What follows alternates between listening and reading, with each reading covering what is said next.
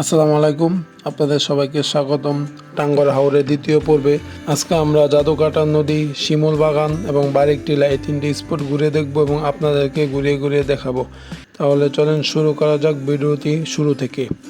আশা করি আপনাদের ভিডিওটি ভালো লাগবে এবং অবশ্যই চ্যানেলটি সাবস্ক্রাইব করবেন।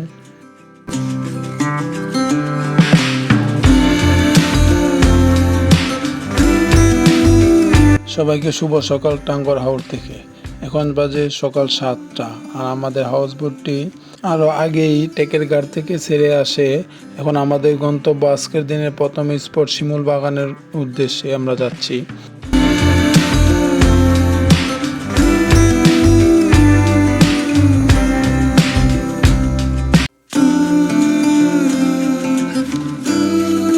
আর এখন বৃষ্টি হচ্ছে আর এই বৃষ্টির মধ্যে এই ছাদে দাঁড়িয়ে বৃষ্টি উপভোগ করার মজাটাই আলাদা। এই সকাল সকাল এত সুন্দর একটি বৃষ্টিতে আমি ভিজতেছি একাই, বাকি সবাই রুমের মধ্যে আছে। সত্যি কথা বলতে এটি কি দুর্দান্ত অভিজ্ঞতা ছিল। আমি প্রত্যেকবারই গত বছরে টাঙ্গর গিয়েছিলাম তখন এরকম একটি ফিল পেয়েছি, সারাদিন বৃষ্টি ছিল। আজকে এবারও এরকম একটি ফিল পাচ্ছি আর এই বৃষ্টি উপভোগ করতে করতে আমাদের হাউস বোটটি এখন শিমুল বাগানের উদ্দেশ্যে এগিয়ে যাচ্ছে। আর আমরা আশা করি অল্প কিছুক্ষণের মধ্যেই শিমুল বাগানে চলে যাব এবং আপনাদেরকে সেই শিমুল বাগানটি ঘুরিয়ে ঘুরিয়ে দেখাবো।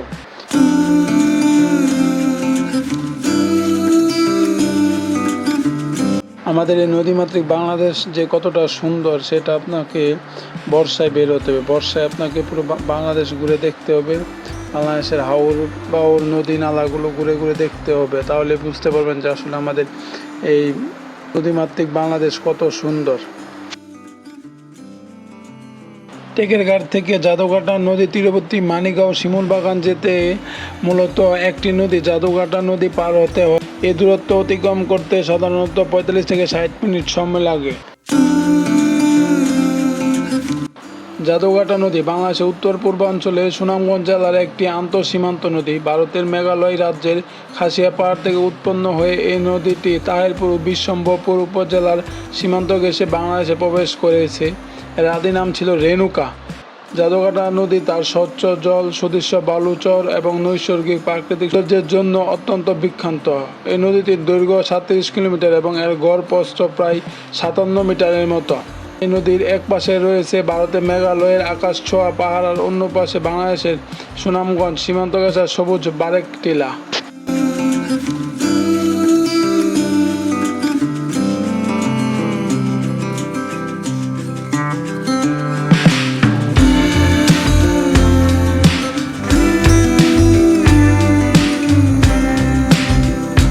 আমরা প্রায়ভাবে রুমে বসে থাকতে থাকতে গ্রাম বাংলার এই প্রাকৃতিক দৃশ্য দেখতে দেখতে আমরা চলে আসি একদম শিমুল বাগানের কাছে এবং আমরা এখন রুম থেকে বের হচ্ছি এবং বের হয়ে ছাদে যাব। তারপর কিছুটা সময় পরে আমরা চলে যাব শিমুল বাগানে। সামনে দেখতে পাচ্ছেন সেই মেঘালয়ের পাহাড় এবং পাহাড়ের উপরে মেঘের ভেলা ভেসে বেড়াচ্ছে। দেখতে খুবই সুন্দর ও মনোরম একটি পরিবেশ, খুবই ভালো লাগছে ছাদ থেকে এরকম একটি পরিবেশ দেখতে।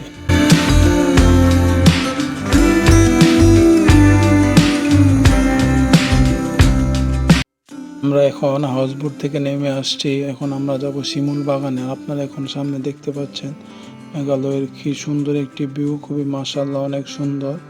তো চলেন শিমুল বাগানের উদ্দেশ্যে রওনা দেওয়া যাক। এখান থেকে শিমুল বাগান খুবই কাছে। তো আমরা এখন শিমুল বাগানে চলে আসছি, আলহাজ জয়নাল আবেদিন শিমুল বাগান।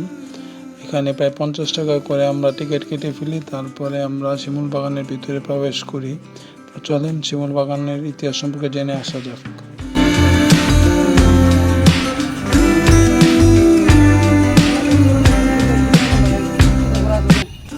স্কুলের সাড়ে ওটা বড় হয়েছে ঢাকা ভার্সিটি পড়াই কত কইরা 61 সময় কত দূর?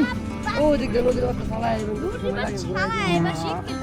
আচ্ছা ঠিক আছে, আপাতত হয় জানি তো বউ বাচ্চা আছে, বউ বাচ্চা খান নাই জানি। তুই বিয়ে করছি আর পর্যন্ত কি করার আছে? একদিন আপাতত একটু ঘুরি ঘুরে দিতে পারতাম না। হ্যাঁ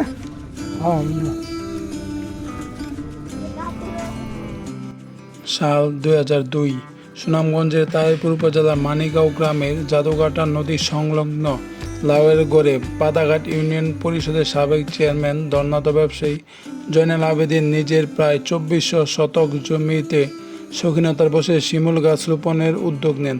তিনি প্রায় 3000 শিমুল গাছ রোপণ করেন। দিনে দিনে বেড়ে ওঠা শিমুল গাছগুলো এখন হয়ে উঠেছে শিমুল বাগান এবং এটি টাঙ্গুয়ার হাওরের সবচেয়ে সুন্দর একটি পর্যটন স্পটগুলোর একটি।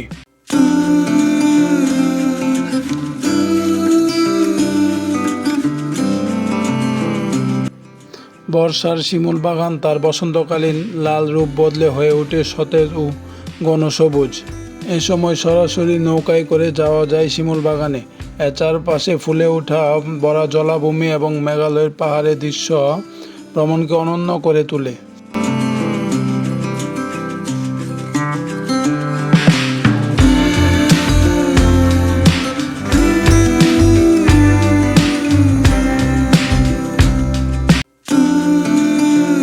শিমুল বাগান থেকে মেঘালয়ের পাহাড়ে খুব সুন্দর একটি ভিউ দেখা যায়। আপনারা এখন সামনে দেখতে পাচ্ছেন, খুবই চমৎকার এবং খুবই সুন্দর একটি ভিউ।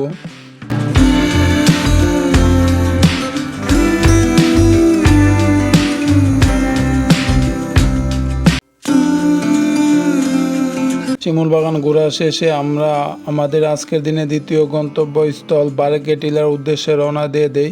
শিমুল বাগান থেকে বারেকে টিলার দূরত্ব বেশি দূরে নয়, এখান থেকে প্রায় আধা ঘন্টার মধ্যে আমরা চলে আসি বারেকে টিলার কাছে এবং সেখান থেকে আপনারা চাইলে মোটর সাইকেল নিয়ে চলে যেতে পারেন বারেকে টিলায়, বা চাইলে হেঁটেও যেতে পারেন। 10 মিনিটের মতো সময় লাগে হেঁটে গেলে। আর মোটর সাইকেলে যদি আসতে চান তাহলে জনপ্রতি 100 টাকা করে ভাড়া নেবে তারা। সেটির মাধ্যমে আপনাদেরকে একবার বারেকে টিলে নিয়ে যাবে, তারপর সেখান থেকে ঘুরিয়ে আবার আপনাদের হাউসবোটের কাছে এসে নামিয়ে দেওয়া হবে। আপনারা এখন সামনে দেখতে পাচ্ছেন কর্মব্যস্ত জাদুঘাটা নদী। বারেকে টিলা যাওয়ার পথে এই নদীটা দেখা যায় এবং এটি খুব সুন্দর একটি নদী। বর্তমানে বারেকে টিলার উপরে আছি আর এখান থেকে এখন আমরা চলে যাব বাংলাদেশ ভারতের লাস্ট সীমানায়। সীমানা পিলারটি যে জায়গায় আছে আমরা এখন এখানে চলে আসছি, আপনারা দেখতে পাচ্ছেন। বারেকে টিলা আসলে আপনারা এক পাশে মেঘালয়ের খাসিয়া পাহাড়, নিচে সবুজ জাদুঘাটা নদী এবং বাংলাদেশের খুব সুন্দর একটি ভিউ দেখতে পারবেন। এই জায়গাটা খুবই সুন্দর ও মোহনীয় একটি স্থান। আপনারা অবশ্যই টাঙ্গুয়ার হাওর আসলে এই জায়গাটি অবশ্যই ভিজিট করে যাবেন। বারেকে টিলা ঘোরা শেষে আমরা এখন চলে যাচ্ছি জাদুঘাটা নদী দিয়ে বারেকে টিলার একবারে বিপরীত পাশে মেঘালয় পাহাড়ে খুবই কাছাকাছি স্থানে আমরা চলে যাব এখন। আর সেখানে গিয়ে আজকে আমরা গোসল করে আমাদের টাঙ্গুয়ার হাওরের ভ্রমণের দ্বিতীয় দিনের কার্যক্রম শেষ হবে এবং সেখান থেকে আমরা চলে যাব আবার সুনামগঞ্জে।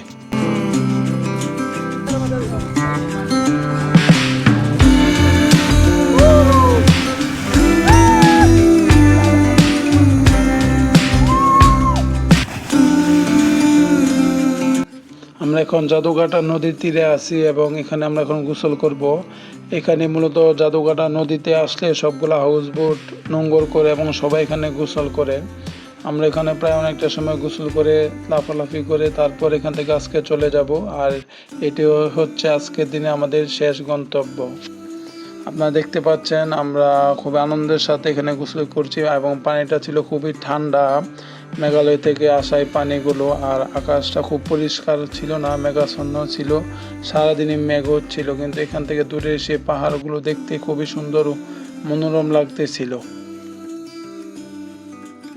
জাদুঘাটা নদী বাংলাদেশের সুনামগঞ্জ জেলায় অবস্থিত। ভারত বাংলাদেশ সীমান্ত কুল ঘেঁষে বয়ে চলে এক অপরূপ পাহাড়ি নদী। আর আমরা এখন বর্তমানে সেই নদীতে গোসল করতেছি খুবই ঠান্ডা পানির মধ্যে এবং খুবই এনজয় করতেছি বিষয়টা। তো আজকের মতো এইটুকুই, দেখা হচ্ছে পরবর্তীতে নতুন কোনো ভিডিওতে। ধন্যবাদ সবাইকে যারা তখন ভিডিওটা পুরোপুরি দেখেছেন।